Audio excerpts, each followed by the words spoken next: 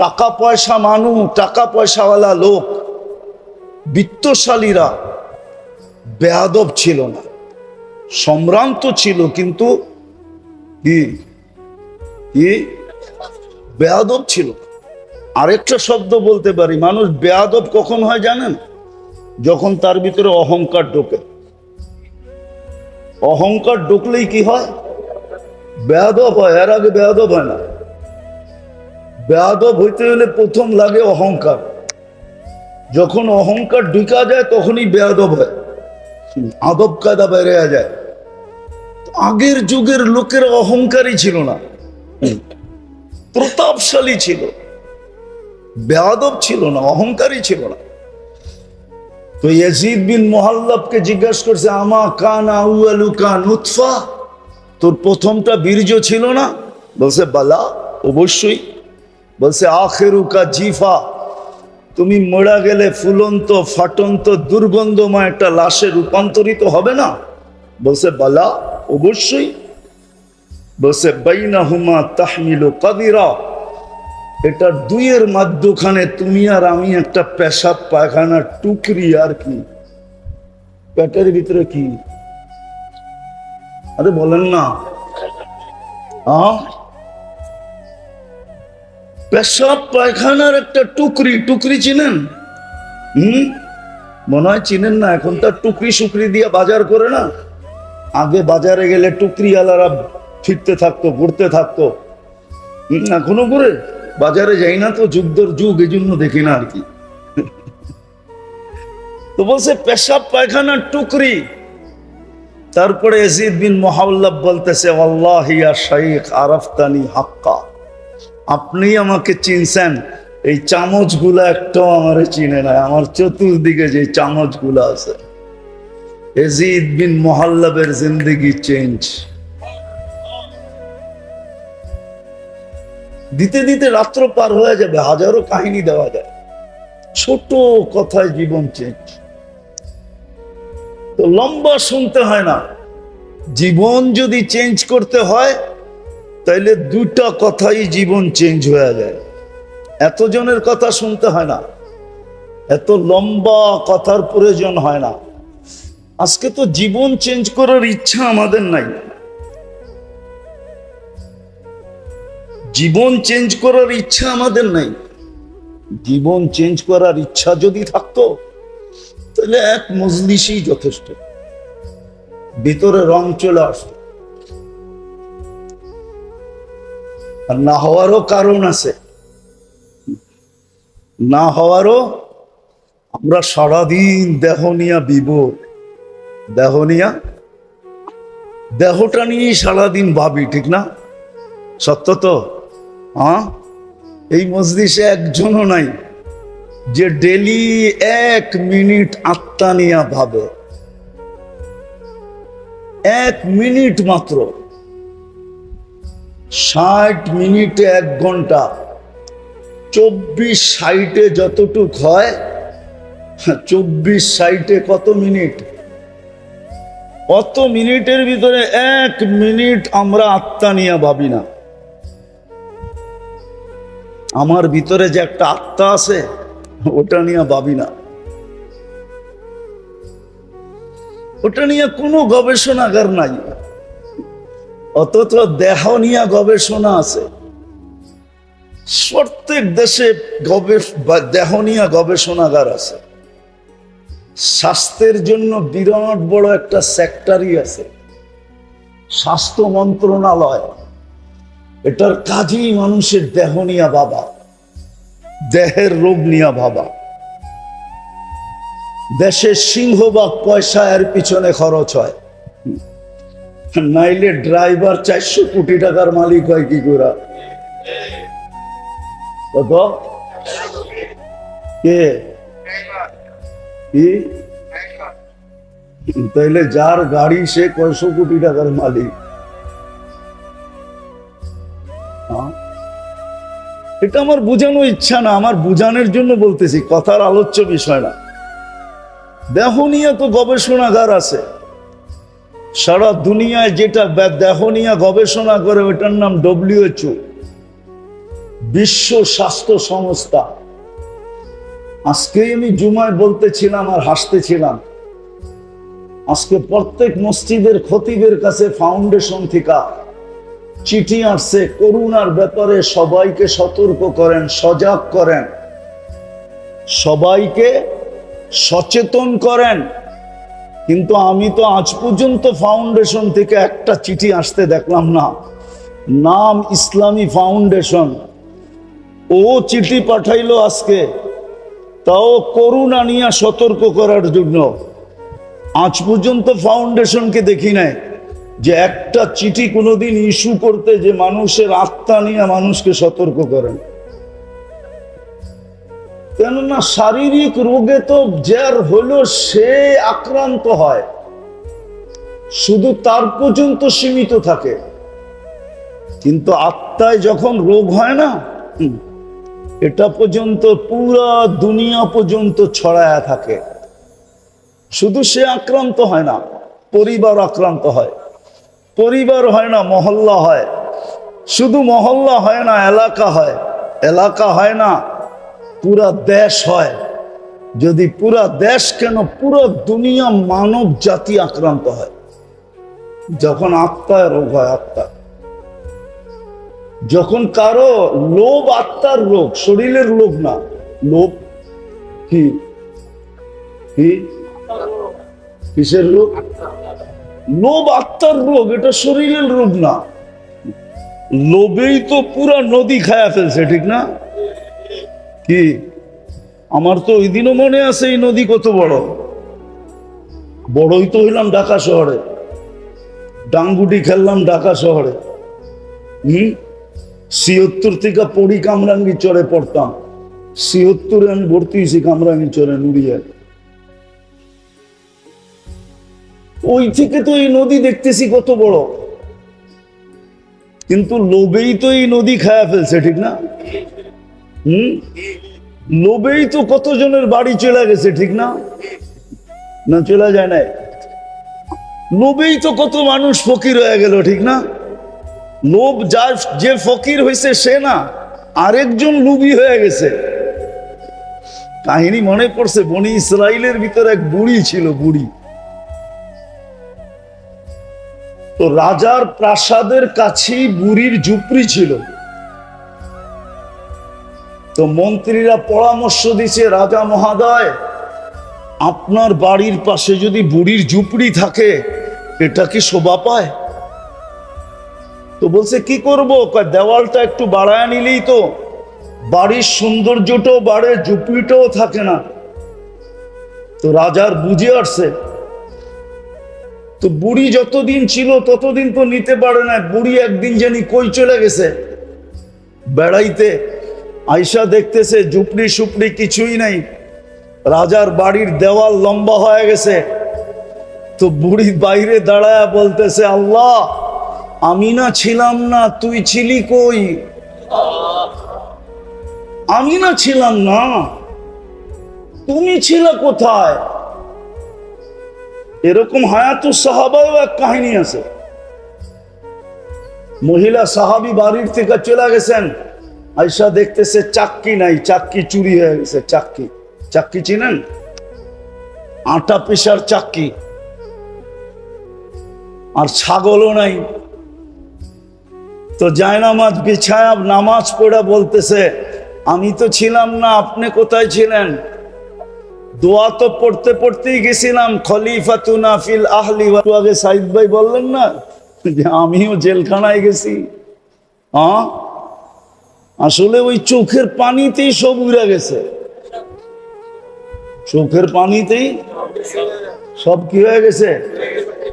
আরেকটা আছে, ওটা সময় আমার কাছে নাই। এই মাটির একটা বৈশিষ্ট্য আছে, বাংলাদেশের মাটির নিচে একটা আধ্যাত্মিক শক্তি লুকানো আছে। ওটা গভীরভাবে কেউ ইতিহাস না পড়লে জানবে না। এই মাটির নিচে একটা গভীরভাবে এক আধ্যাত্মিক শক্তি লুকানো আছে। এই মাটি নিয়ে যে খেলবে, একদিন না একদিন মাটি তাকে কিক মারবেই মারবে। হয়তো কাউকে বোল্ড আউট করবে, নাইলে কাউকে রান আউট করবে, আর না কান আন না হইলে কাউকে ছক্কা মাইরা একবারে বাউন্ডারির বাইরে করবে। এটা হলো এই মাটির আধ্যাত্মিক শক্তি। আপনারা জানেন না, আসতেছেন তো জানেন না, এই মাটির একটা আধ্যাত্মিক শক্তি আছে। আমরা ইতিহাসে কাঁচা তো এই জন্য জানি না, এই মাটির একটা আধ্যাত্মিক শক্তি আছে। বলার সময় হবে না, এত লম্বা বলা যাবে না। আবার কখনো আসলে কোনো মজলিসে হইলে বলা দিব না, কিন্তু এটা মাইনা নেন এই মাটির আধ্যাত্মিক শক্তি। কেননা হিজরতের সনের কাছাকাছি হইল বাংলা সন, 10-11 বৎসরের ডিফারেন্স। এই 1400 বৎসরের বাংলা ইতিহাস যে পড়বে সে জানবে যে এই মাটির নিচে একটা আধ্যাত্মিক শক্তি আছে। এই জন্য মির্জাফরও মির্জাফরি করে বেশি দিন থাকতে পারে নাই। মির্জাফরও মির্জাফরি করে বেশি দিন পারছে নাকি? এটা হলো এই মাটির ভিতরের আধ্যাত্মিক শক্তি। শুধু এতটুকু আপনাদেরকে বলি, আমি ইসলামের প্রথম যে কোরবানি,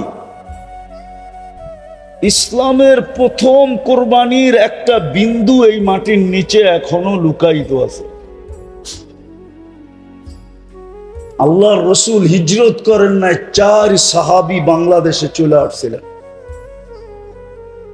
আবু ওয়াক্কাস, ওহাব ইবনে মালিক, কাসিম ইবনে হুযাইফা, উরওয়া ইবনে সাসা, 2 জন এখান থেকে চীনে গেছেন। আবু ওয়াক্কাস, ওহাব ইবনে মালিক রাদিয়াল্লাহু তাআলা আনহুমা, 2 জনের কবর চীনে আছে। আর ইতিহাস বলে 2 জনের কবর এই মাটির নিচে আছে। এটা হলো ওই আধ্যাত্মিক শক্তি যেটা ইসলামের প্রথম কোরবানির বিন্দু এই বাংলার মাটির নিচে দাফন হয়েছে। এই জন্য এই মাটি নিয়ে কাউকে বেশি দিন মাটি খেলতে দেয় না। বেশি দিন খেলতে চাইলেই মাটি তাকে কিক মারে। মাটি তাকে, কেউ হয়তো বোঝে, কেউ হয়তো আমার কথা বুঝবে না, বেশিরভাগই বুঝবে না, হয়তো কেউ বুঝলে বুঝতে পারে। এই জন্যই দেখা যায় অল্প কয়েকদিন পরেই মাটি তাকে কিক মারা শুরু করে। কেননা এই মাটির নিচে একটা আধ্যাত্মিক শক্তি লুকানো আছে। তো যেটা বুঝাইতেছিলাম, মজলিস বেশি লাগে না। আজকে তো সারাদিন আমাদের চিন্তা দেহ নিয়া, আত্মা নিয়ে কোনো চিন্তা নেই। সমস্ত গবেষণাগার দেহ নিয়ে, আত্মা নিয়ে কোনো গবেষণাগার নাই। সব ক্লিনিক দেহের, আত্মার কোনো ক্লিনিক নাই। সব ফার্মেসি দেহের, আত্মার কোনো ফার্মেসি নাই। সব মেডিকেল দেহের, আত্মার কোনো মেডিকেল নাই। অথচ মানুষের আত্মার রোগেই শুধু সে শরীরের রোগ হইলে সে একা আক্রান্ত হয়, কিন্তু আত্মার রোগী হইলে জাতিকে জাতি, পুরো গোষ্ঠী, পুরো মানব জাতি আক্রান্ত হয়। আজকে জুলুম মানুষের হিংসার কারণে, মানুষের কারণেই দুনিয়াতে আজকে জুলুম আর জুলুম, মানুষের আত্মার রোগের কারণে। আর হাদিসও আছে, একজনের আত্মার রোগের কারণে একটা জাতি মারা যাবে। শুধু একজনের আত্মার রোগ, কয়জনের? এক ফ্যামিলির আত্মার রোগ, পুরো জাতি ধূলিসাৎ হয়ে যাবে। আর আমরা চোখে এখন এটাই দেখতেছি, আমাদের আত্মার রোগ। ইসলাম এই জন্যই দরকার, আত্মার রোগকে নির্ণয় করা দরকার। আমরা আত্মা নিয়ে ভাবি না। আরে রোগ বইলা কি লাভ হবে যদি আপনার ভিতরে ভাবনাই না আসে? শুধু শুধু তো হাদিস বলে নাই, আত্মা নিয়ে ভাবতে গেলে লা তাফাক্কুরু সা খায়রুম মিন ইবাদাতি 60 ও 70 সানা। এই হাদিস আত্মা আত্মার ভাবনার ব্যাপারেও যে আত্মা নিয়ে ভাববে তাকে 60-70 বৎসরের ইবাদতের সওয়াব প্রত্যেক মুহূর্তে দেওয়া হবে। চাই নারী হোক, চাই পুরুষ হোক, চাই যুবক হোক, চাই বৃদ্ধ হোক, বাচ্চার থেকে তো কলম উঠানো। আজকে তো আমাদের ভিতরে আত্মা নিয়ে কোনো ভাবনাই নেই, চিন্তাই নাই। আমরা বিশ্বাস করতে রাজি না যে আত্মার আবার রোগ হয় কোত্থেকে। না, রোগ তো আত্মারই হয়। বরং দেহের রোগ তো মানুষকে শুধু দুনিয়াতে না, দেহের বহুত রোগ আছে যেই রোগ দ্বারা মানুষকে আল্লাহ উচ্চ থেকে উচ্চ মর্যাদায় আসীন করেন, উচ্চ থেকে উচ্চ মর্যাদা দান করেন। আপনি উঠান, ডায়রিয়া হয়ে মারা গেলে শাহাদাতের মউত। কি মউত? কি শাহাদাতের মউত? কি ছোট মউত? ডাকায়া ভাষা বোঝেন? শাহাদাতের মউত মানে সে আজরাইলকে ঠেক দিছে, মরে নাই সে। কোরআন বলে সে মরে নাই। বলবেন আজিমপুরে তো দাফন করলাম, আপনি পোশাকটা দাফন করছেন, পোশাক, তাকে না। এটা দুনিয়ার পোশাক, এটা বর্তমান দেহটা কি? কেননা জান্নাতের পোশাক এটা না। জান্নাতের পোশাক তো 120 ফিট লম্বা। কত কত? জাহান্নামীদের পোশাক এটা না। এক জাহান্নামীকে বসতে জায়গা লাগবে 470 কিলোমিটার। একটা দাঁত হবে 10 কিলোমিটার চওড়া। একটা রান হবে, ওই পাহাড় আমি 4 বার দেখছি, জাবালে বায়গা, ইয়ামানে আছে, ইয়ামানের শেষ মাথায়, সৌদির সাথে লাগোয়া। আল্লাহর রসুল বলছে জাবালে বায়গার সমান এক একটা জাহান্নামীর রান হবে। তো যে শাহাদাতের মউত মরছে, ও তো কাপড়টা আপনাকে দিয়া গেছে, পোশাকটা, ও জান্নাতেরটা পড়া চলে গেছে, ও তো মরেই নাই। আল্লাহই তো বলে মরে নাই, আমি কোত্থেকে বলবো? ও তো আজরাইলকে ফাঁকি দিছে। তো অনেক রোগ আছে যেটার দ্বারা, যেই রোগে আক্রান্ত হলে আখেরাতে দারাজাত বুলন্দ হয়। শোনামো একটু। অসুস্থ ব্যক্তি যখন আহ আহ বলে, তো হাদিসে কুদসিতে আছে আনিনুল মারিদি তাসবিহুন। অসুস্থ ব্যক্তি যখন আহ আহ বলে, তো সুবহানাল্লাহ পড়ার সওয়াব লেখা হইতে থাকে। সিয়াহাতুহু তাহলিলুন, যখন অসহ্য হয়ে চিৎকার দেয়, তো লা ইলাহা ইল্লাল্লাহ পড়ার সওয়াব লেখা হইতে থাকে। কোনটার ওয়েট কতটুকু বলার সময় নাই আমার কাছে। সুবহানাল্লাহর ওজন কতটুকু, আল্লাহ ইলাহার ওজন কতটুকু। তাকাল্লুবুহু আন যামবিন ইলা যামবিন, যখন বিছনায় পড়ে এপাশ ওপাশ করতে থাকে অসুস্থতার কারণে, কাআন্নাহু ইয়াকতুলুল আদু, সেজন্য যুদ্ধের ময়দানে শত্রুর বিরুদ্ধে মোকাবেলা করতেছে, ওই সওয়াব তার আমলনামায় লেখা হয়। সংক্ষেপ করতেছি, কুল্লু আমালিন কানা ইয়ামালু ফিস সিহা ইউক্তাবু কুল্লু আমালিন কানা ইয়াহমালু ফিস সিহা। সুস্থ অবস্থায় যত আমল করত, সমস্ত আমল তার আমলনামায় ফেরেশতা লিখতে থাকে। যদি সুস্থ হয়ে যায়, আল্লাহ সুস্থতা দেন, তো কায়াউমিন ওয়ালাদাতহু উম্মু, মা যেরকম জন্ম দিল নিষ্পাপ, এরকম নিষ্পাপ সুস্থ হয়ে দাঁড়ায় যায়। আর যদি দুনিয়ার থেকে চলেই গেল, তা আল্লাহ বলে তোকে নিষ্পাপ বানায়া আমি দুনিয়ার থেকে উঠায় নি। শারীরিক রোগ তো মানুষকে এতটুকু উপকার করে, কিন্তু আত্মার রোগ না।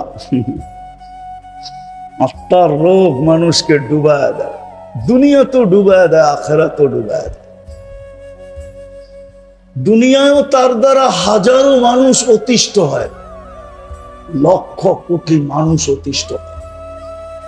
আমার সমাজে যা কিছু দেখতেছেন, চুরি ডাকাতি, রাহজানি ছিনতাই, মাদক সাধক, দুর্নীতি সুরনীতি, জুলুম জবর, যা কিছু দেখতেছেন আমার সমাজে, সব আত্মার রোগের কারণে, শরীরের রোগের কারণে না, সব আত্মার রোগী। হ্যাঁ, এই জন্যই তো আল্লাহর রাসূল বলছেন একদিন আসবে হাওয়া ফিহি কাইদুল ইলমি, আমার উম্মত বিদ্বান হবে কিন্তু বিদ্যার আলোকে চলবে না, ও বিদ্যাকে স্বার্থ সিদ্ধির জন্য ব্যবহার করবে। তখন কি হবে? আল্লাহর রাসূল বলেছে কুবিলাতির রাশা, তখন ঘুষ রীতিতে নীতিতে রূপান্তরিত হবে। যদিও গ্রাজুয়েটে পাশ হবে না, অ্যাসেম্বলিতে পাশ হবে না ঘুষ, কিন্তু পাশ হইলে যতটুকু না হইতো এর চেয়ে বেশি ঘুষের ব্যাপকতা হবে। ঘুষ নাই কোন সেক্টরে, নাই কোথায়? ঘুষ ছাড়া কিছু আছে? আত্মার রোগ বলছে। তারপরে কি হবে? বলছে উমিতাতিস সালাহ, তারপরে তোমরা বেয়াদব হয়ে যাবে। আমি তো বলি বেয়াদব, এই হাদিসের তর্জমা করতেছি আমি বেয়াদব। আল্লাহ ডাকলো তারপরও আসলো না, ওর চেয়ে বড় বেয়াদবকে?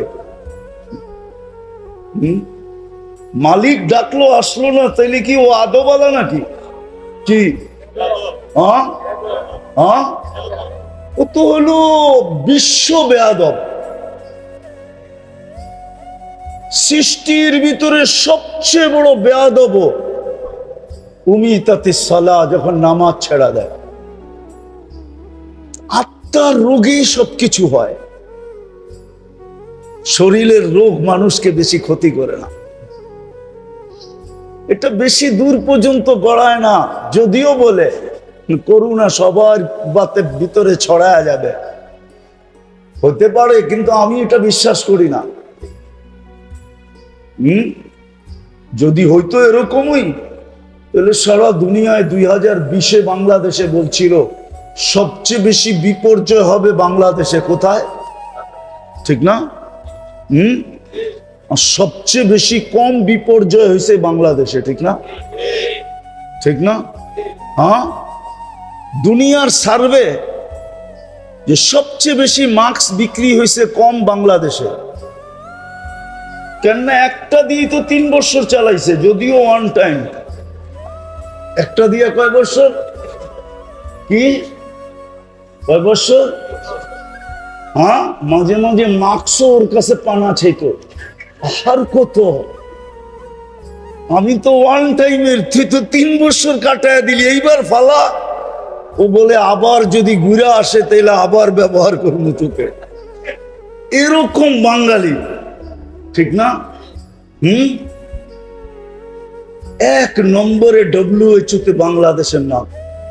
যান আপনি নেটে যে সার্চ দেন, করোনা প্রতিরোধ করার ভিতরে কোন দেশ 1 নম্বরে, প্রথম নামটা পাবেন বাংলাদেশ। আল্লাহ এই দেশে বিপর্যয় দেয় না, এটারও একটা কারণ আছে। আপনারা মানবেন কি মানবেন না জানি না, আমি দুনিয়া খুঁয়া কারণ বাহির করছি। আল্লাহ আমাকে দুনিয়া অনেক দেখাইছে, এত দুনিয়া দেখাইছে যে আমি আল্লাহ শুকরিয়া আদায় করে শেষ করতে পারবো না। আল্লাহ আমাকে এত দুনিয়া দেখাইছে, এত মাকামাত দেখাইছে। কোরআনে যত মাকামাত আছে আল্লাহ আমাকে দেখাইছে। যত নবীদের চিহ্নিত কবর আছে আল্লাহ আমাকে দেখাইছে। 1.25 লক্ষ সাহাবাদের ভিতর থেকে 2-1000 বা 4000 বাদ হইতে পারে, বাকি সব আমাকে দেখাইছে। বড় বড় আল্লাহওয়ালাদের মাকাম দেখছি, আমি জায়গা দেখছি, আল্লাহ আমাকে দেখাইছে। দিদা আমি ঘুরা বলতেছি, বাংলাদেশ বিপর্যয় হয় না, কারণ আছে। কেননা বাংলাদেশের মতো 40,000 হেফজোখানা দুনিয়ার এত ছোট দেশে কোথাও নাই। আর হেফজোখানার নিয়ম হলো ওরা সকাল সুবে সাদেক হওয়ার 1 ঘন্টা আগে ওঠে, আর ওরা উঠাই সর্বপ্রথম লাশ সবুজের পরিধিটাকে আধ্যাত্মিক চাদর দিয়া ঢাইকা দেয়, আধ্যাত্মিক সুরক্ষার চাদর দিয়া এই লাল সবুজের পরিধিটাকে প্যাক করে দেয়।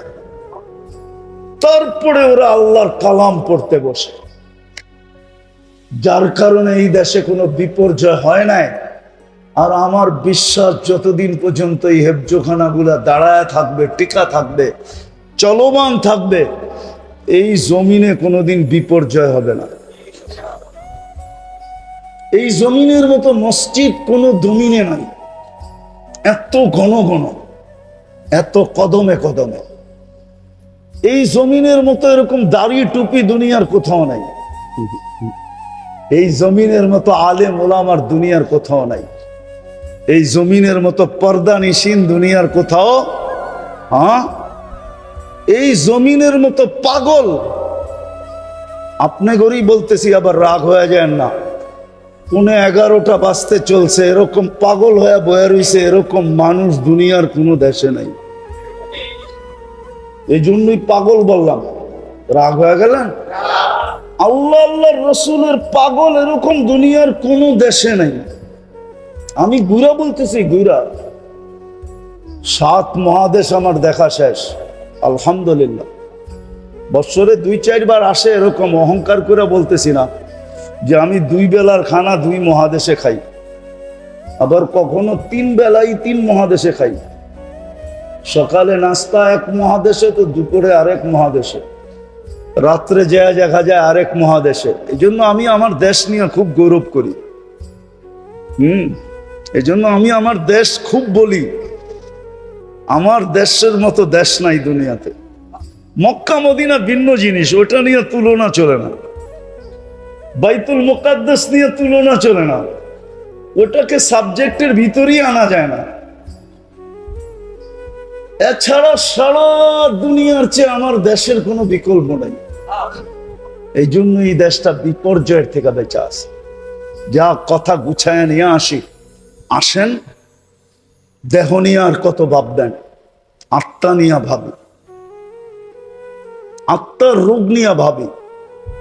আমি দুটাই বলবো, যে দুটার কারণেই আত্মার ভিতরে সবচেয়ে বেশি সমস্ত রোগের উৎস হলো আত্মার 2 রোগ থেকে। কয় রোগ থেকে? কয় রোগ থেকে? 2 রোগ থেকে সমস্ত রোগের উৎস। যেমন ডায়াবেটিস হইলে ডাক্তার বলে আর কোনো রোগের আপনার দরকার হবে না, যদি কন্ট্রোল না থাকলো তাহলে সব রোগ আপনার ভিতরে হবে। কেননা এটা উম্মুল আমরাজ, সমস্ত রোগের মা। মাদার কি ইংলিশে জানি কি বলে,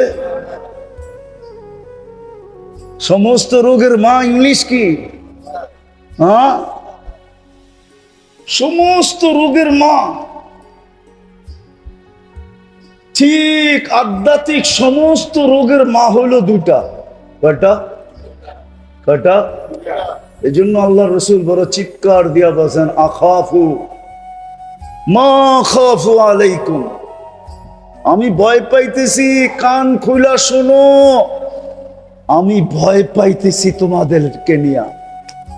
2বার বলছে আখাফু আখাফু, আমি তোমাদেরকে নিয়ে ভয় পাইতেছি। বলছে কি আর রাসূলুল্লাহ? বলছে তাউলুল আমল, লম্বা লম্বা আশা। প্রথম নাম্বার কি? লম্বা লম্বা, লম্বা লম্বা। কার মনে নাই? বলছে ইয়া রাসূলুল্লাহ, লম্বা আশা হইলে কি হবে? তো বলছে তাউলুল আমল ইউনসাল আখিরা, লম্বা আশা মানুষকে আখেরাত ভুলায়া দেয়। আর যে আখেরাত ভুলা গেল, সে যা খুশি তা করতে পারবে। তার দ্বারা সবকিছু হওয়া সম্ভব। চুরি হওয়া সম্ভব, ডাকাতি হওয়া সম্ভব, ছিনতাই হওয়া সম্ভব, ইয়াবাহা বেচা সম্ভব, ইয়াবাহা নেওয়া সম্ভব, জুলুম করা সম্ভব, ছিনানো সম্ভব, এভরিথিং সম্ভব, যে আখেরাত ভুলে গেল। বলছে লম্বা আশা মানুষকে আখেরাত ভুলে দেয়। আর আখেরাত যার চোখের সামনে নাই, সে সব কিছু করতে পারে। ঘুষ, সুদ, জুলুম, সুলুম, যত কিছু হইতে পারে। অপকর্ম যাকে বলে, সমস্ত অপকর্ম তার দ্বারা হওয়া সম্ভব, যে আখেরাত ভুলা গেল। আজকে আমরা আখেরাত ভুলা গেছি। আখেরাত, আখেরাত যে ভুলা যায়, হায় হায় হায়, অসংখ্য দাম। আখেরাত যার স্মরণ থাকে, কসম খোদার, ও তো পাও উঠাইতে পারে না। উঠাইতে গেলেও চিন্তা করে আখেরাত বনবে না বিগাড়বে, আখেরাত ঠিক হবে না বরবাদ হয়ে যাবে। ও তো পিঁপড়া পর্যন্ত মারতে পারে না। পিপিলিকা পর্যন্ত ওর হাতের আঙ্গুলের দ্বারা অহেতুক পদদলিত হইতে পারে না। কেননা পিঁপড়া আল্লাহর সৃষ্টি। কার সৃষ্টি? কার সৃষ্টি? কে সৃষ্টি করছে? মানুষ মারবে? এখন তো পিঁপড়া মারা কঠিন। কাউকে 5,000 টাকা দিয়া বলেন কুকুরটারে মার, ও হাসি দিয়া বলবে কুকুরটা কি করছে, ওরে মারমু। বলেন না একটা মানুষ মারতে, মেরা ফেলবো। তো কুকুর মারতে রাজি হবে না, ও মানুষ মারতে রাজি। নাইলে মুসলিম সমাজে মাদক,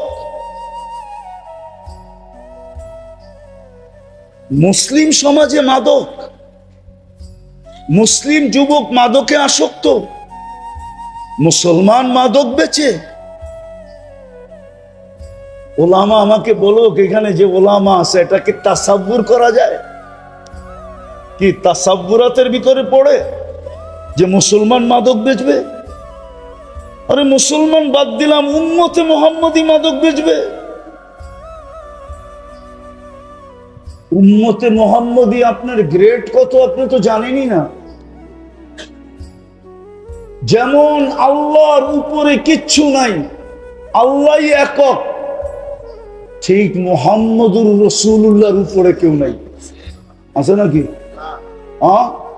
এরকম উম্মতে মুহাম্মদীর উপরে কেউ নাই। আছে নাকি? আল্লাহ যেরকম আহাদ উলুহিয়াতের ভিতরে, রিসালাতের ভিতরে মুহাম্মদুর রাসূলুল্লাহ আহাদ। উম্মতিয়াতের ভিতরে উম্মতে মুহাম্মদী ও আহাদ। কি? কুল হুয়াল্লাহ। উলুহিয়াতের ভিতরে আল্লাহ কি? আহাদ। রিসালাতের ভিতরে মুহাম্মদুর রাসূলুল্লাহ আহাদ। উম্মতিয়াতের ভিতরে উম্মতে মুহাম্মদী আহাদ। না মানেন না? না রাত্রে ফেসবুকে বিরুদ্ধে লেখা শুরু করবেন। আহাদ। ওই উম্মত মাদক বেচে। কি মাদক কি বাংলাদেশে মুসলমান বেচে না? ওই উম্মত মাদক বেচে। ওই উম্মত বাড়ি জমিন ছিনায়। হায় হায় হায়। সর্বপ্রথম রোগ হইল তাউলুল আমাল, যেটার ফলাফল দাঁড়ায় আখিরাত ভুলা যায়। দ্বিতীয় রোগ হইল ইত্তেবাউল হাওয়া, মন চাহি জীবন। আমি সব জায়গায় চলে আসছি। মন চাহি জীবন, রব চাহি না, মন চাহি জীবন। কোরআন হাদিসের আলোকে জীবন না, মন চাহি জীবন। ইত্তেবাউল হাওয়া বলছে মন চাহি জীবন কি হবে? আফারাইতাখাযা মান ইত্তাখাযা ইলাহাহু হাওয়া। মন চাহি জীবনে কি ক্ষতি হবে? আওয়াজ কমান। মন চাহি জীবনে কি ক্ষতি হবে? আল্লাহর রসুল বলছে মন চাহি জীবন, হকের মাঝে তোমার মাঝে পর্দা করা যাবে, তুমি হক চিনবে না।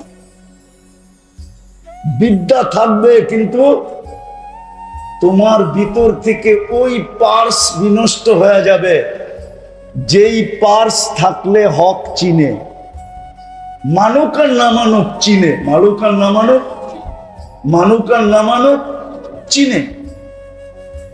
আমার মনে আছে কোনো এক সময়, ভাই ছোলো করো ছোলো, আমার মনে আছে আমি একবার বয়ান করতেছিলাম জজদের ভিতরে। বাংলাদেশের 850 জজ আছে, রমজানে ওদের একটা ইফতার পার্টি হয়। তো কোনো এক সময় আমাকে ইনভাইট করছিলেন, তো আমি জজদেরকে বলতেছিলাম 850, এখন একটু বেশি হবে, 900 950 মতো। ওই সময় যে মন্ত্রী ছিল ওনার নামও আমি জানি, উনি আমার পাশে বসা ছিল। তো বলতেছিল আসরের পরে ইফতার কাছাকাছি আমি বয়ান করতে গেলে হুজুরের বয়ান করা হবে না। তা আমি বয়ান করলাম না, আজকে হুজুরের বয়ানই শুনি। তা আমি বলতেছিলাম শোনেন, আমি জানি আপনারা যেখানে বসে আছেন আমার মতো দাড়ি টুপি নিতে পারবেন না, জুব্বা সুব্বা পাগড়ি সাগড়ি পড়তে পারবেন না, আমার বেশভূষা অবলম্বন করতে পারবেন না। কেননা আপনারা যে চেয়ারটায় বসা আছেন ওই চেয়ারটারও একটা বাধ্যবাধকতা আছে, যে পেশায় আছেন এটারও বাধ্যবাধকতা আছে। যদি আপনারা 4টা কাজ করতে পারেন, তো সবাই বলল হুজুর 4 কাজ কি? তা আমি বললাম যদি আপনারা হককে হক বইলা স্বীকার করতে পারেন, হককে হককে স্বীকার করতে পারেন, হককে যদি হক বইলা স্বীকার করে তাইলে আল্লাহ হেদায়েত দিয়া দেন। এই জন্য আসিয়া যখন মুসা আলাইহিস সালামকে উঠায়া আইনা নিজের কোলে বসায়া ফেরাউনের কোলে দিতে চাইছিল, আর বলছিল আসা আইয়ান ফানা ও নাত্তাখিদাহু আলাদা, আমাদেরকে উপকার করবে। কেননা তুই তো আজ পর্যন্ত একটা বাচ্চা আমার কোলে দিতে পারস না, তুই তো পুরুষই না। যাও একটা আল্লাহ পাঠাইছে, চল, দুনিয়া তো জানে না এটা কার, আমাগো বইলেই ঘোষণা দিয়া দিমু। তো ফেরাউনের কোলে যখন দিতেছিল আর বলতেছিল আসা আইয়ান ফানা ও নাত্তাখিদাহু আলাদা, আমাদেরকে উপকার দিবে, আমরা সন্তান বানায় নিব। তো ফেরাউন জট কইরা বইলা ফেসে লাকি লাইসাদি, তোর হইলে হইতে পারে উপকার, আমার হবে না। আল্লাহর রসুল বলছিল লাউ আকাররা লাহাদাহুল্লাহ, যদি ও ওই মুহূর্তে ইকরার করতো, স্বীকারোক্তি দিত, আল্লাহ ওকেও হেদায়েত দিত। আমি বললাম হককে হক বইলা স্বীকার করা, তো বলতেছে হুজুর এটা তো সহজ। হক দ্বিতীয় হইল হককে কখনো ক্রিটিসাইজ না করা। আমার সমাজে দেখেন টকশোতে, কয়েকদিন আগেই শুনতেছিলাম একজনে টকশোতে বলতেছে মাদ্রাসাগুলা বলে গরিব বানানের কারখানা। কি এত আস্তে নাউজুবিল্লাহ বললেন? আপনারও দেখা যায় ওর দলের, ঠিক না? মাদ্রাসাগুলো হলো গরিব বানানের কি কি কি আবার ও বলে সুশীল কি। তবে আমি আবার ওটার একটু সুশীল বলে না, আমি ওটারে আবার একটু মোটিফাই করছি। কেন আমরা ছোটবেলায় শুনছিলাম শীল কি, আমাদের দেশে একটা জাতি ছিল শীল কি, চিনেন শীল কি? দেখেন না এক একজন হুজুর করে নিয়ে কিভাবে ব্যঙ্গ করে, অথচ নিজে বিরাট বিরাট শিক্ষিত। ওই যে মন চাহি জীবন, ইত্তেবাউল হাওয়া, মন চাহি জীবন মানুষকে তার মাঝে আর হকের মাঝে পর্দা ঢেলা দেয়। শিক্ষা দীক্ষা সবকিছু থাকা সত্ত্বেও, যুক্তি তর্ক বোঝা সত্ত্বেও হককে মানে না। হক মানার ক্ষমতা তার ভিতর থেকে বিলুপ্ত হয়ে যায়। আর যার ভিতর থেকে হক মানার ক্ষমতা বিলুপ্ত হয়ে যায়, খোদার কসম, ওকে দিয়া যা খুশি তা করানো যায়। ওকে দিয়া সূর্যের আলো তো করানো যায়, আবার রাতের অন্ধকারও করানো যায়। হ্যাঁ হ্যাঁ, সূর্যের আলো তো করানো যায়। আমি আপনাদেরকে আঙ্গুল দিয়ে দেখাইতেছি না, আপনাদের সামনে প্রস্ফুটিত। নাহলে মানুষকে পাখির মতো গুলি করে মারে কি করে? ঠিক না? মানুষকে গুলি করে মারে কি করে? মানুষকে মারে, আবার স্বজাতিকে মারে, স্বদেশীকে মারে, আবার স্বভাষাভাষীকে মারে। ভাষা এক, দেশ এক, জাত এক, পাখির মতো গুলি করে মারে। বুঝা গেল হক ওর কাছে নাই, হক ওর কাছে নাই। কেননা ওর মন চাহি জীবন হয়ে গেছে। এই দুটা রোগের থেকে আমাদেরকে বাঁচা উচিত।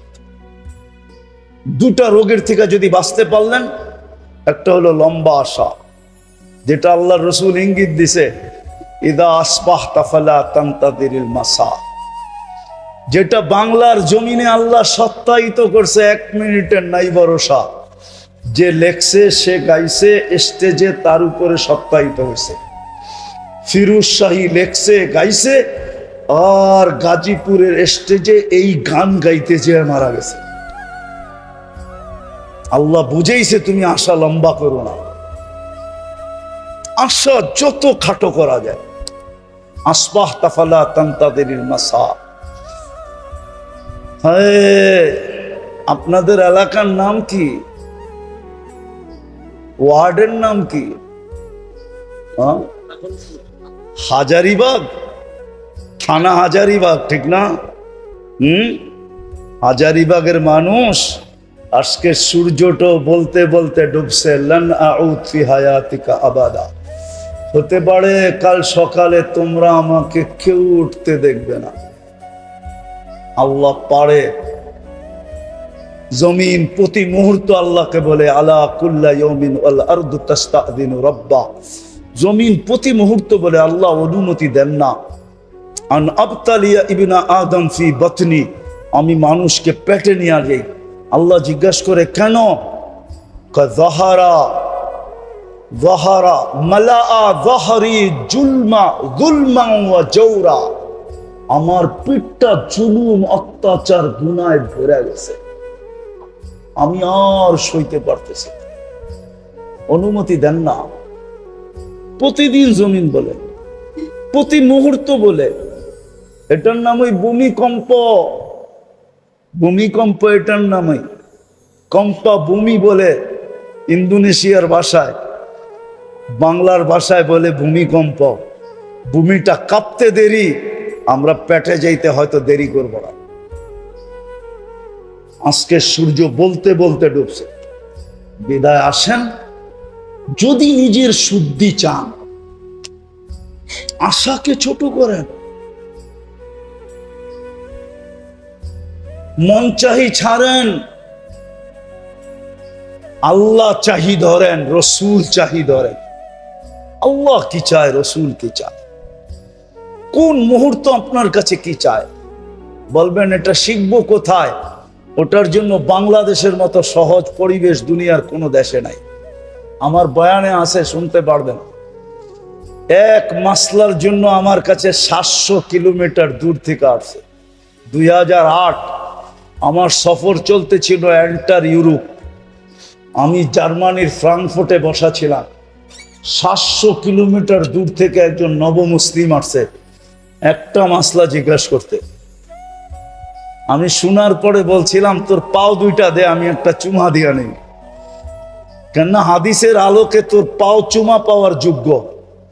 তুই যত জায়গা দিয়ে আসছ, সমস্ত জায়গার তরু লতা, গাছপালা, মাটির কণা পর্যন্ত তোর জন্য ইস্তেগফারের দোয়া, মাগফিরাতের দোয়া করছে। তুই দে আগে, পাও দুইটা চুমা দে। মাসলাটা ছিল, আমি নবমুসলিম, আমার মা বাবা মুসলমান না। ইসলাম, আল্লাহ, রসুল, কোরআন, হাদিস আমার অমুসলিম মা বাবার সাথে কেমন ব্যবহার শিখায়, আমি কেমন ব্যবহার করব।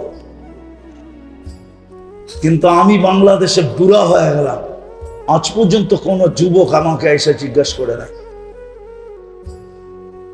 যে আমার মা বাবার সাথে আমি কেমন ব্যবহার করব। আপনারা কোনোদিন জিজ্ঞেস করছেন? একজন হাত উঠায় বলেন যে আমি কোন হুজুরকে যে জিজ্ঞেস করছি আমার মা বাবার সাথে আমি কেমন ব্যবহার করব, বলেন।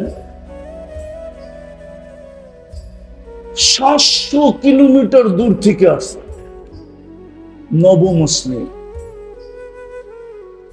ওই কাহিনী আমার দিলে গাইথা গেছে, এই জন্যই মাঝে মাঝে শোনাই। আমাদের দেশে এটা জানা অনেক সহজ। আল্লাহ কদমে কদমে হক্কানি আলেম দিয়া দিছেন, আলেম। কামরাঙ্গীর চর দেখলে আমার হাসি লাগে কেন জানেন?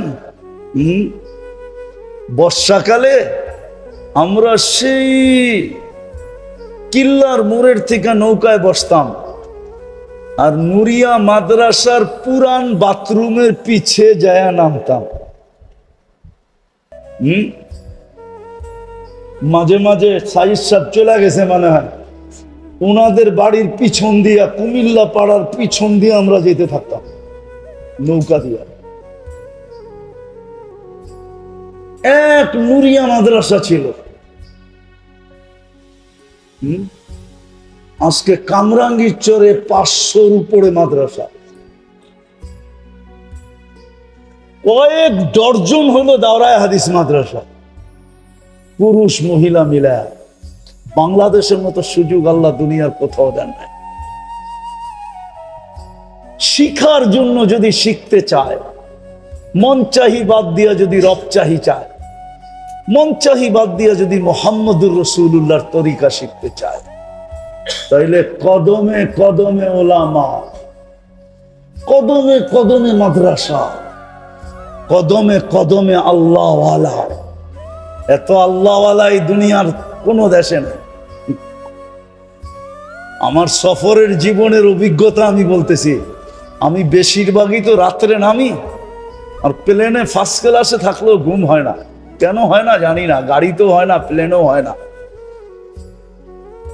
তো আমার একটা নিজের অভিজ্ঞতা বলতেছি। সারা দুনিয়া ঘুরা যখন প্লেনটা বাংলাদেশের সীমানায় ঢোকে, দেখা যায়, স্ক্রিনে দেখা যায়, প্লেনের ভিতরে যে লাগানো থাকে ওটা দিয়ে দেখা যায় এই সীমানায় কলিকাতার থেকে সীমানায় ঢুকলো, অথবা পূর্ব দিক থেকে হলে চিটাগাং কক্সবাজার দিয়ে এই বার্মা পাড়ে সীমানায় ঢুকলো। আমার মনে হয় বাংলাদেশের সীমানায় ঢুকলে প্লেনই বলে দেয় যে সীমানায় ঢুকে গেছে। কসম খোদা, আমি আমার অভিজ্ঞতা বলতেছি, শতবারের ফ্লাইয়ের অভিজ্ঞতা বলতেছি। শতবার না, আরো বেশি হবে। কতবার হবে গুনতে হবে। যদিও আমার এই কথাটা অনেকে মানবে না, কিন্তু আমার তাখাইয়ুল বলতেছি, দিলের ধারণা। আমি তো বুঝি যখনই বাংলাদেশের সীমানায় ঢোকে, প্লেনের গতি বা প্লেনের অবস্থা বইলা দেয় বাংলাদেশের সীমানায় ঢুকে গেছে। স্ক্রিনে তাকাইলে দেখা যায় বাংলাদেশের সীমানা। আপনারা মানবেন না আমার কথা, কেন?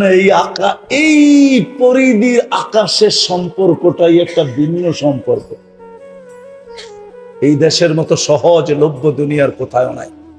আসেন আজকে তওবা করা এই দুটা জিনিস, এই দুটা রোগ থেকে নিজেকে বাঁচাই। তাউলুল আমাল, ইত্তেবাউল হাওয়া। এই দুটাই হলো সমস্ত অপকর্মের মূল, সমস্ত গুনার মূল। পারবেন আজকে তওবা করা? পারবেন? প্রথম তওবা করেন। করলেন তওবা? কে কে তওবা করবেন দেখি? পাক্কা? তাহলে বলে দেন আল্লাহ তওবা করলাম। বলেন বলেন বলেন, আল্লাহ তওবা করলাম। নামান, এতটুকুই যথেষ্ট। আল্লাহ এখন প্রথম আকাশে ডাকতেছে, হাল মিন মুস্তাগফির ফাগফির আলা। বন্ধুর উম্মত, হায় হায় হায়, বন্ধুর উম্মত, হাবিবুল হাবিবি হাবিবুন। আমরা বন্ধুর উম্মত, আর বন্ধু আল্লাহর বন্ধু, বন্ধুর বন্ধু বন্ধু। হাবিবুল হাবিবি হাবিবুন, বন্ধু আল্লাহর হাবিব। আমরা বন্ধুর হাবিব, আমরাও আল্লাহর হাবিব। এই জন্যই তো আমাদেরকে ডাইকা ডাইকা মাফ করতে চাইতেছে। আর আজকে থেকে শিখেন ওলামাদের সোহবত, ওটার জন্য সোহবত লাগবে। সোহবত কি কি লাগবে? শুধু শুধু বলে নয়। শফি রহমতুল্লাহ আলাই, শেষ করে দিতেছি। শফি রহমতুল্লাহ আলাই একদিন থানবী রহমতুল্লাহ আলাইকে বলতেছিলেন, কেননা আগে হাফেজ জুজুরও দেখতাম মসনবী শরীফের খুব শেয়ার পড়তেন। হাকিম আখতার সাহেব রহমতুল্লাহ আলাইও দেখতাম মসনবী শরীফের খুব শেয়ার পড়তেন। তো থানবী রহমতুল্লাহ আলাইও খুব পড়তেন। তো শফি সাহেব রহমতুল্লাহ আলাই বলতেছে, কয় শোয়ারারা, শায়েররা, মসনবী তো শের না, শায়েররা অতিরঞ্জিত বেশি করে। তো বসে থানবী রহমতুল্লাহ আলাই জিজ্ঞাসা করছে, কি অতিরঞ্জিত? বা একদম সোহবতে বা আউলিয়া, সামান্য সময় আল্লাহওয়ালাদের হক্কানি আলেমদের সোহবত বেহতের আস সদ সালে তাআত বেরিয়া, রিয়াহীন 100 বছর ইবাদতের চেয়ে উত্তম। বলছে এটা কি অতিরঞ্জিত না? থানবী রহমতুল্লাহ আলাইহি বলে 100 না লেখছে, 1 লাখ লেখলেও তো অতিরঞ্জিত হবে না। কেননা হইতে পারে যেই মুহূর্ত আল্লাহওয়ালাদের হক্কানি আলেমদের সোহবতে ছিল, ওই সময়টা কবুলিয়াতের ছিল, আর ওই সময় সে আল্লাহর কাছে কবুল হয়ে গেছে। তাইলে তো সারা জীবনের জান্নাত ওই মুহূর্তেই বনা গেছে। তো লক্ষ কোটি বছর বললেই অসুবিধা কি? শফি সাহেব রহমতুল্লাহ আলাইহি বলতেছিলেন, মুফতি আজম শফি রহমতুল্লাহ আলাইহি, এবার হাটহাজারি শফি সাহেব হুজুর মনে করেন না, ওনার নাম আহমদ শফি, আর উনি হলেন মুফতি শফি। হ্যাঁ, তো উনি বললেন যে এখন আমার বুঝে আসছে, আপনার সোহবতে না আসলে আমার এটাও বুঝে আসতো না। ঠিক আল্লাহওয়ালাদের সোহবত লাগবে। জাতিকে তো এটাই বুঝাইতে পারলাম না যে ওলামাদের সোহবত কত জরুরি, আল্লাহওয়ালাদের সোহবত কত জরুরি। এটাই তো আমরা বুঝাইতে পারলাম না। দোষটা আমাদের ঘাড়েই নিতেছি, আমারই দোষ। আমি আপনাদেরকে বুঝাইতে পারি না যে ওলামাদের সোহবত কত জরুরি, আল্লাহওয়ালাদের সোহবত কত জরুরি। আল্লাহ আমাদেরকে আমল করার তৌফিক দান করেন। ওমা আলাইনা ইল্লাল বালাগ। লাকাল হামদ কামা ইয়ানবাগি লিজালালি ওয়াজহিক ওয়া আযীমি সুলতানিক। সাল্লি ওয়া সাল্লিম ওয়া বারিক আলা হাবিবিকা মুহাম্মদ সালাতান ওয়া সালামান খালিদান মা খুলুদিক দাইমান মা দাওয়ামিক লা মুনতাহা লাহু দুনা ইলমিক ওয়া লা মুনতাহা লাহু দুনা মাশিয়াতিক ওয়া লা জাযা লিকাইলিহি দুনা রিদা। আয় আল্লাহ, বেশি কিছু চাবো না। আয় আল্লাহ, এই আয়োজনটাকে কবুল করেন, এই আয়োজকদেরকে কবুল করেন। আয় আল্লাহ, যেই নামে এই খানকাটাকে কবুল করেন। আয় আল্লাহ, এটাকে শুধু ক্লিনিক হিসাবে না, এটাকে ইউনিভার্সিটি কলেজ হিসাবে কবুল করেন, ইউনিভার্সিটি হিসাবে কবুল করেন। আয় আল্লাহ, আয় আল্লাহ, যেরকম মেডিকেল ইউনিভার্সিটি আছে, এটাকে এরকম আধ্যাত্মিক ইউনিভার্সিটি হিসাবে কবুল করেন। যারা আসছে তাদেরকেও কবুল করেন, যারা আসতে পারে না আকাঙ্ক্ষা ছিল তাদেরকেও কবুল করেন। আজকে তো পুরা এলাকাবাসীকে কবুল করেন, পুরা থানাটাকে কবুল করেন, আজকে তো পুরো উম্মতকে কবুল করেন, আজকে তো ইনসানের সাথে সাথে জিন্নাতকেও কবুল করেন। আল্লাহ, কবুলিয়াত চাই, আর কিচ্ছু চাই না। আমরা জানি কবুলিয়াত হলে সব হয়ে যাবে, আর কিচ্ছুর প্রয়োজন হবে না। আল্লাহ, এক ফোঁটা পানি, তাও বিদঘুটে দুর্গন্ধময়, তাও নিকৃষ্ট, কবুলিয়ত পাইছে দেখি তো আজকে সৃষ্টির সেরা। কবুলিয়ত চাই, আর কিচ্ছু চাই না। আল্লাহ আবারও বলতেছি, কবুলিয়ত চাই, আমাদের তওবার কবুলিয়ত চাই, আমাদের এই গরমের ভিতরে ঘাম ঝরানোর কবুলিয়ত চাই। আয় আল্লাহ আজকে হাজারি বাগকে কবুল করে, যার যে পেরেশানি আছে দূর করে দেন, প্রয়োজন আছে মেটায় দেন, অসুস্থ আছে শেফায়ে কামেলা আজেলা দায়েমা মুস্তামেররা নসিব করে। আয় আল্লাহ এই প্রতিষ্ঠানটাকে কবুল করেন, এর ছাত্রদেরকে কবুল করেন, ওস্তাদদেরকে কবুল করেন, প্রতিষ্ঠাতাদের কিয়ামত পর্যন্ত নসলকে কবুল করেন। এর জরুরত থাকলে খাজানায় গায়েব থেকে পুরা করা। আয় আল্লাহ যারা বরাবর ইমান নিয়ে যারা কবরে চলে গেছে সবাইকে মাফ করা। বিশেষ করে আমাদের আসাতেজায়ে কেরাম যারা কবরে চলে গেছে, আমাদের মাশায়েখে এদাম যারা কবরে চলে গেছে, আল্লাহ হাফিজ হুজুর রহমতুল্লাহ আলাইহির কবরকে নূর দিয়া ভরা দেন। আল্লাহ আমাদের যে উস্তাদরা এখনো বাঁচা আছে তাদের হায়াতের ভিতরে পরিপূর্ণ বরকত নসিব করেন। বিশেষ করে আদিব সাহেব হুজুরের হায়াতের ভিতরে বরকত নসিব করেন, সেহত ও আফিয়ত নসিব করেন, সেহত ও আফিয়ত নসিব করেন, সেহত ও আফিয়ত নসিব করেন, সেহত ও আফিয়ত নসিব করেন। আরো খেদমত কবুল করেন, আরো খেদমত করার তৌফিক নসিব করেন। আল্লাহ থানবী রহমতুল্লাহ আলাইহি 63 বছরে 1300 কিতাব লেখছে। আল্লাহ আল্লাহ আদিব সাহেব হুজুরকেও আপনি এইভাবে কবুল করেন যে দুনিয়ার থেকে চলে গেলে চলে যাওয়ার পরেও যেন আমরা দেখি যে হায় হায়াত দিয়া ওজন দিলে কিতাব কয়েক লক্ষ গুণ বেশি হবে। আয় আল্লাহ আমাদের মা বাবাকে মাফ করা দেন, আমাদের আত্মীয় স্বজনকে মাফ করা দেন। আল্লাহ আমাদের দেশটাকে আপনি হেফাজত করেন, সারা দুনিয়ার মুসলমানকে আপনি হেফাজত করেন। আয় আল্লাহ যদিও এই কথা আপনার শানের মোতাবেক হবে না, আপনি আমাদের উপরে নারাজ হয়েছেন এই কথা তো বলতে পারি না, কিন্তু অভিমান করছেন এটা বলতে পারি। সত্যই আপনি আমাদের উপরে অভিমান করছেন, নাইলে এরকম হবে কেন? উম্মতে মুহাম্মদীর এই দুর্দশা হবে কেন?